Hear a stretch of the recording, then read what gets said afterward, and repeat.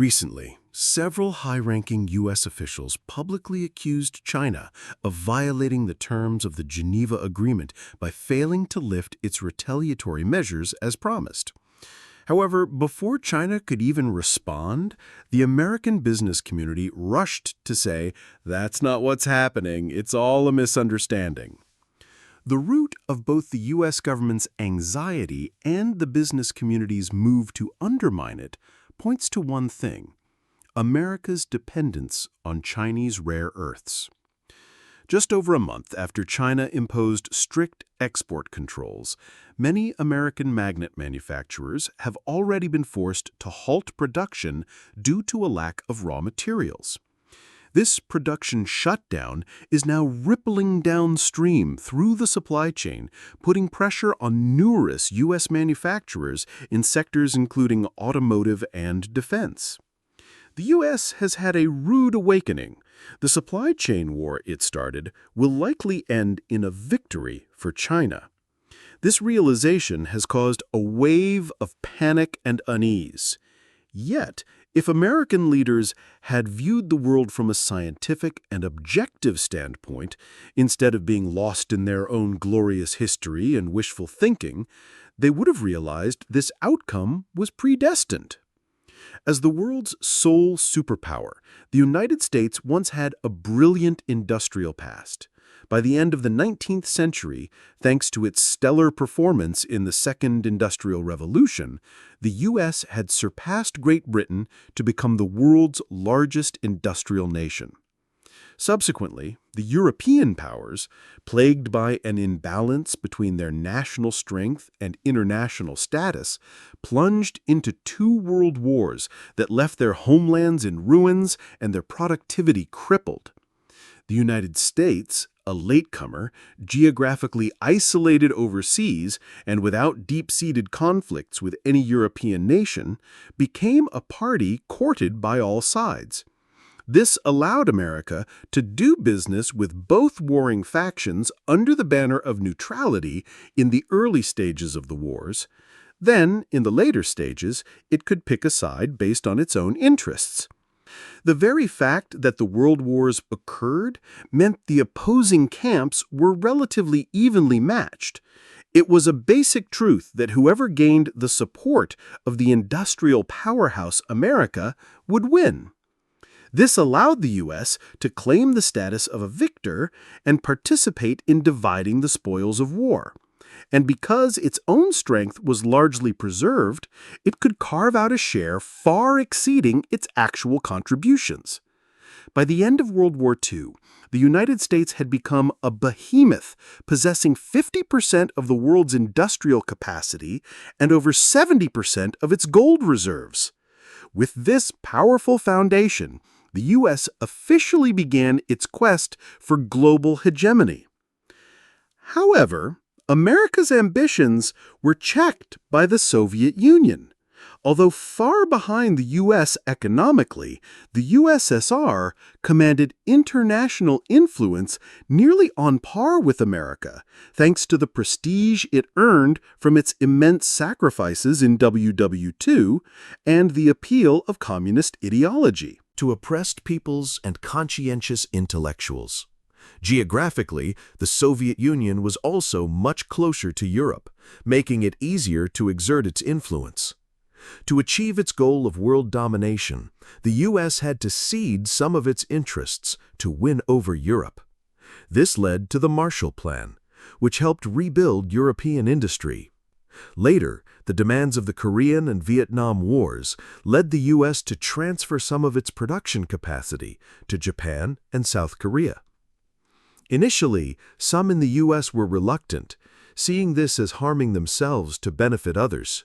But they soon discovered that this model allowed them to harvest the fruits of other nations' labor through capital and technology. Meanwhile, American consumers enjoyed lower prices due to reduced labor costs, and the workers displaced by offshoring were smoothly absorbed by a booming service sector. With these realizations, the concerns faded, and the U.S. actively transformed itself from an industrial nation into a financial one. Europe Japan and South Korea, having received America's industries, watched with envy as the U.S. effortlessly raked in far more money through finance and technology than they did through manufacturing. As their own economies developed, they too eagerly joined the game, offloading the arduous and low-profit manufacturing work to other countries. In the 1970s and 80s, the primary recipients of this industrial transfer were Southeast Asian and Latin American nations. But after the 1990s, as China's reforms deepened, it became the undisputed favorite of industrial capital, thanks to its vast population of educated and qualified industrial workers, good infrastructure, and stable policy environment. Quietly, China's share of global industry grew steadily, and in 2010 it officially surpassed the United States to become the new world's factory. Initially, the U.S. paid little attention to this shift. After all, they were the ones who had actively pushed for offshoring to make more money more easily. While China dominated low-end production, the core technologies were still in American hands.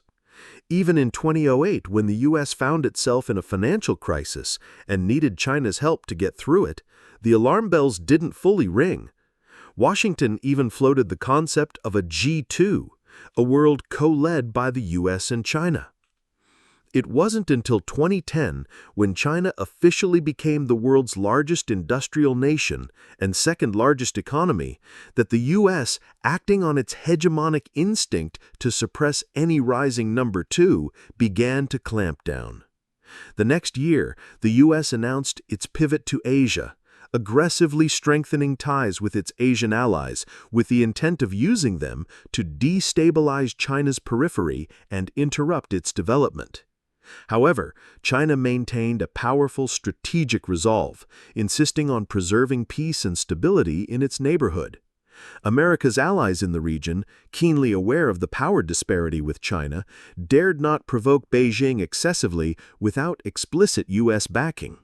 And the U.S., faced with China's do-or-die posture of either no war or a decisive war, could not bring itself to risk a direct conflict.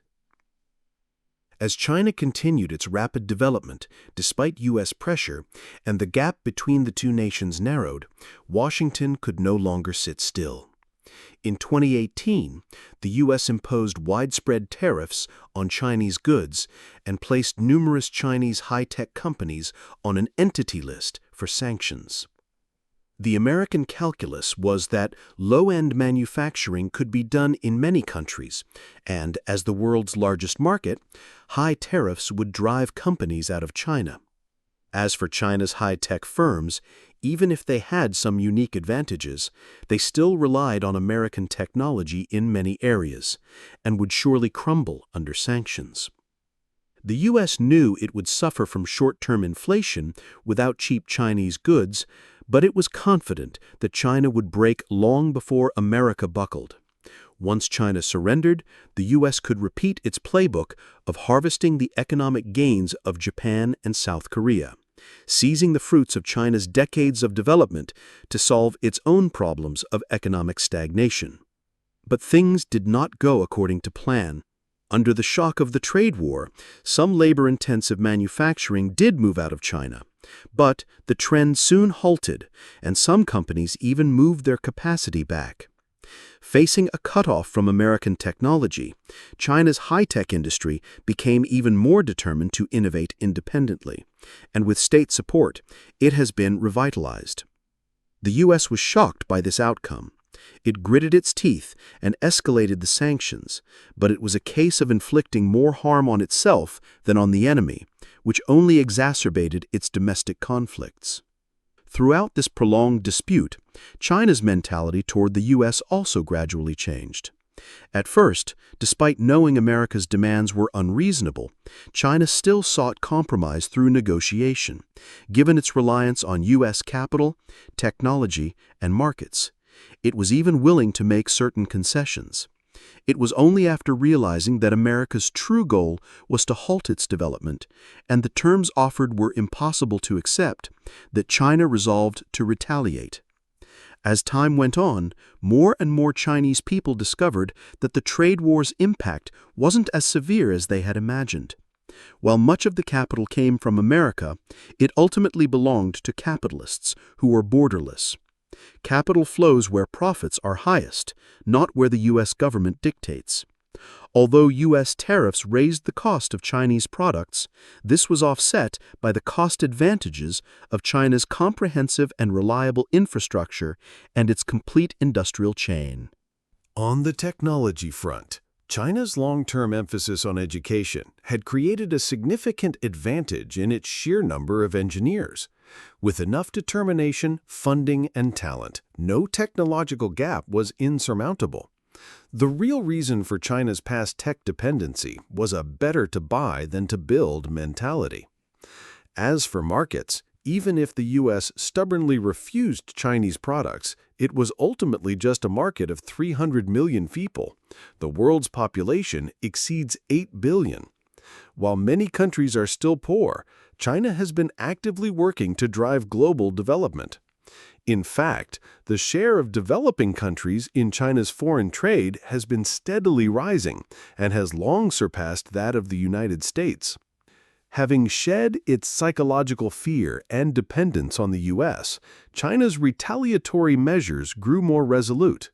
It moved from simply adjusting tariffs to leveraging its own supply chain advantages to choke the U.S. Starting in 2023, China successively placed critical industrial raw materials like gallium, germanium, graphite, and rare earths on its export control list. Each announcement sent shockwaves through the international community. The U.S. finally had a rude awakening. The low-value raw material industries it had looked down upon were in fact critically important to its own remaining industries, especially its vital defense sector. But this realization came too late. For the U.S. to rebuild this capacity, it faces a lack of cutting-edge technology and insufficient production scale, which leads to uncompetitive costs and the pressure of long-term financial losses. In a capitalist country like America, companies are unwilling to lose money for the sake of the state. Even if the government were willing to provide massive, long-term subsidies, estimates from American industry and academia suggest it would take at least 10 to 15 years for the U.S. to catch up to China in these sectors. That is far longer than it will take China to close the remaining technological gaps with the U.S. The dispute over the global division of labor, initiated by the United States, will inevitably end in a crushing defeat for America.